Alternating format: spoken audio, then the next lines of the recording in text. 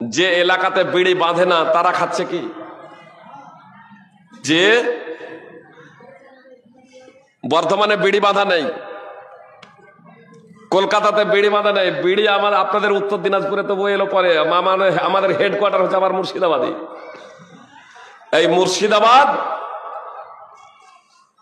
আর এই মালদা, দক্ষিণ দিনাজপুর, উত্তর দিনাজপুর নদীতেও সেরকম নেই বিড়ি বাঁধা। তো যারা বিড়ি বাঁধে না তারা খেতে পায় না। কি বলছেন? রুজির মালিক আল্লাহ, রুজির মালিক আল্লাহ। অনেক বিড়ি কন্ট্রাক্টর বা বিড়ির যারা বিজনেস করত তারা ব্যবসা বন্ধ করে দিয়েছে, তো তাদের সংসার চলে না।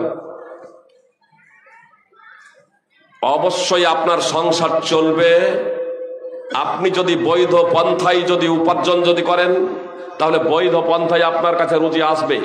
আর অবৈধ পন্থায় যদি আপনি উপার্জন করেন তাহলে অবৈধ পন্থায় আপনার কাছে রুজি আসবে। তাহলে আসবে ততটাই যতটা আপনার ভাগ্যে নির্ধারিত আছে, অতিরিক্ত না। আপনি ইমানদার, আপনাকে আল্লাহ রুজি দেবেন না? ইব্রাহিম আলাইহিস সালাম মক্কাতে প্রার্থনা করছেন আল্লাহর কাছে, আল্লাহ যারা ইমানদার তাদের রুজি দেবে, আল্লাহ যারা ইমানদার তাদেরকে রিজক দেবে, খাদ্য দেবে। তো আল্লাহ তাআলা ইব্রাহিম আলাইহিস সালামের ওই কথার প্রেক্ষাপটে বলছেন, ওয়ামান কাফারা ফাউমাত্তিহু কলিলা, যারা আমার অবাধ্য হবে, যারা আমাকে অস্বীকার করবে, যারা আমাকে অমান্য করবে, যারা নাস্তিক কাফের মুশরিক, তাদেরকেও আমি যতদিন আয়ু দিয়েছি ততদিন রুজি দেব।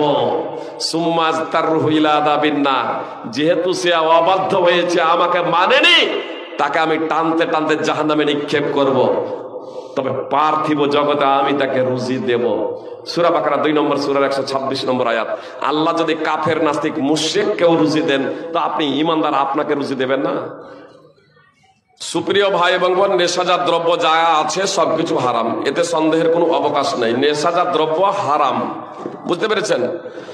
যেখানে নেশাজাত দ্রব্য হারাম, তো নেশাজাত দ্রব্য তৈরি উৎপাদন করাও হারাম,